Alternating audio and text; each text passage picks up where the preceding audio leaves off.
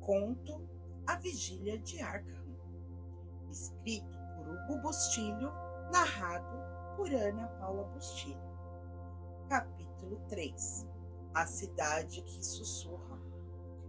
Arkham não dormia mais. Na noite seguinte ao incêndio da velha igreja abandonada, a cidade de Arkham parecia um organismo febril. As luzes piscavam sem razão, os cães latiam para o vazio e moradores juravam ver vultos cruzando ruas, atravessando paredes, até entrando em suas casas, mesmo com as portas e as janelas trancadas.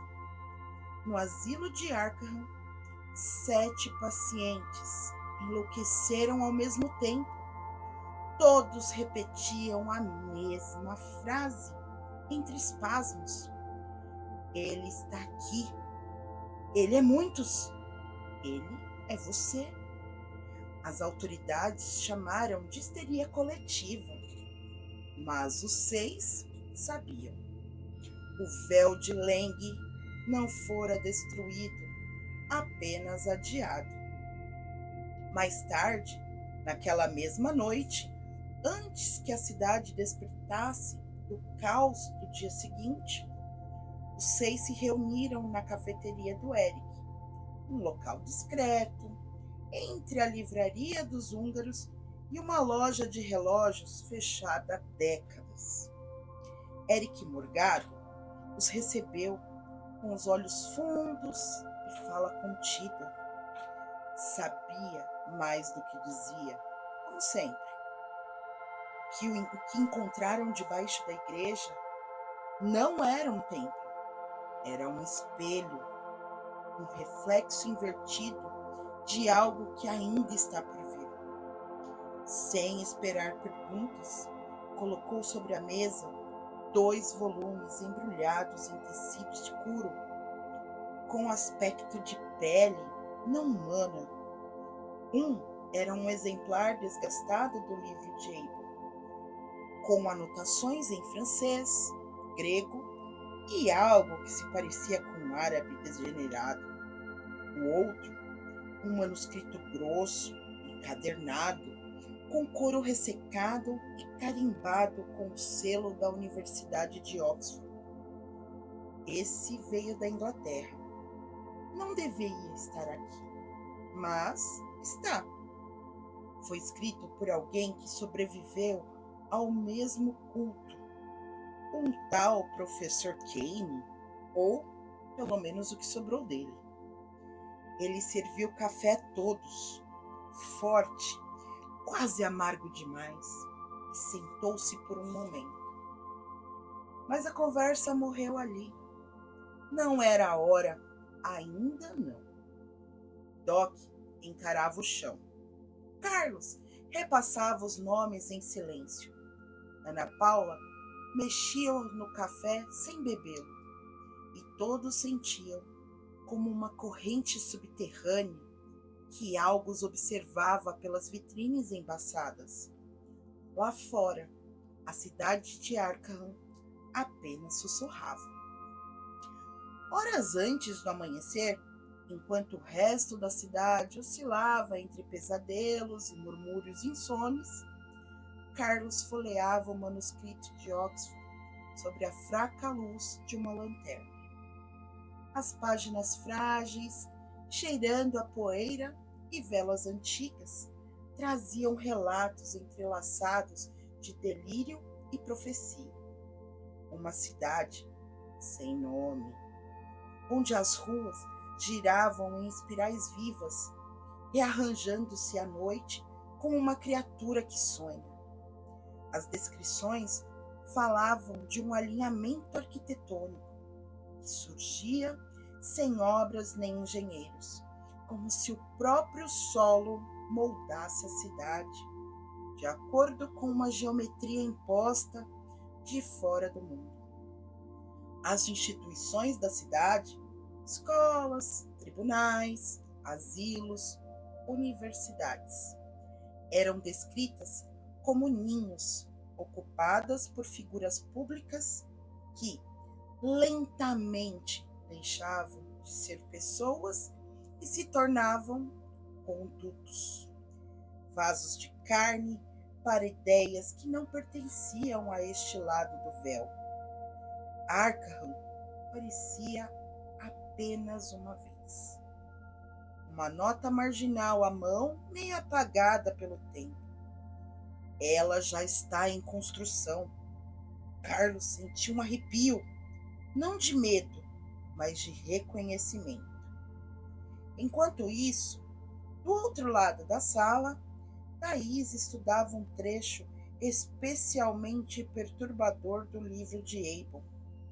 Entre as gravuras primitivas e textos em línguas mortas, ela encontrou o que parecia ser um ritual envolvendo os filhos moldáveis, seres gestados não no ventre humano, mas na mente corrompida da infância. Segundo o texto, crianças expostas antes da puberdade aos sussurros dos antigos, elas poderiam ser moldadas como barro espiritual, crescendo sem alma fixa, abrindo espaço para residentes vindouros. As ilustrações eram grotescas. Crianças com órbitas oculares costuradas, costelas abertas como asas, bocas nas solas dos pés, cordões umbilicais conectando os pequenos corpos a símbolos, portais, ídolos vivos. Thaís sentiu o estômago revirar. Ela finalmente compreendia o verdadeiro objetivo das fundações educacionais. Não era adoção, era colheita. Mais tarde, enquanto investigavam os surtos pela cidade, Ângela levou o grupo até a sua escola. Uma de suas alunas, uma menina vinda de Dunwich, havia desenhado um mapa da cidade. Mas o que estava no papel não era Arkham como se conhecia. Era um mapa orgânico, fluido. No centro, um vórtice, uma espiral de ruas que convergiam para uma torre que não existia no mundo físico. Isso é impossível, murmurou Maurício, observando. Essa torre parece nos dois livros, tanto no Abel quanto no manuscrito de Oxford. É o farol do inominável, mas ninguém nunca o viu, só sonha com ele. As linhas no papel pareciam pulsar. Ana Paula estendeu a mão hesitante e tocou no centro do vórtice. Seu corpo enrijeceu, os olhos reviraram, e então ela viu a torre imensa, incontornável, feita de matéria que lembrava pedra, carne e memória. Tudo ao mesmo tempo. As escadas subiam sempre. Nunca havia um topo.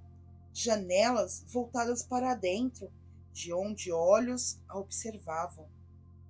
Não olhos humanos, mas olhos que lembravam os dela agora, nos reflexos da tigela de prata. A cidade ao redor contorcia-se como um corpo em convulsão. Prédios dobrando sobre si mesmos, pontes que ligavam o céu ao subsolo, rostos humanos e não humanos, presos nas paredes, suplicando em silêncio, peles humanas esticadas como véus entre dois mundos, tremulando ao vento de um sol que não existia. E então, dentro dela mesma, a voz: um de vocês já é meu, um de vocês já não é inteiro. Ana Paula caiu no chão, tremendo, espumando, os olhos arregalados para o além. Ninguém se mexeu por segundos eternos. Então, Doc foi o primeiro ajoelhar-se ao lado dela, checando-lhe a pulsação. Ela estava viva, mas algo havia atravessado o limiar. Horas depois, Ana, já recuperada, contou a todos o que vira. Os 6 se entreolharam, ninguém disse uma palavra. A desconfiança era sutil, mas presente. Todos queriam acreditar uns nos outros, mas sabiam: se um deles estivesse marcado por Nyarlathotep, o grupo inteiro estava em risco. Doc se levantou, sacou sua faca, cortou a palma da mão e disse: façamos um pacto. Se eu me voltar contra vocês, me matem sem hesitar. Carlos hesitou, depois seguiu o gesto. Thaís, Maurício, Ângela, um por um, todos repetiram. Até que restou Ana Paula. Ela olhou a lâmina e por um instante não se moveu.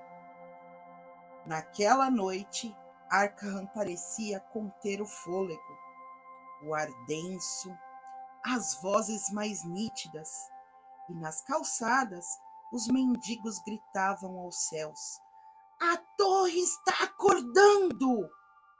Os 6 sabiam, o tempo estava se esgotando, e a dúvida, como uma semente, já germinava. Um deles estava marcado. Um deles. Talvez já fosse o inimigo, mas qual?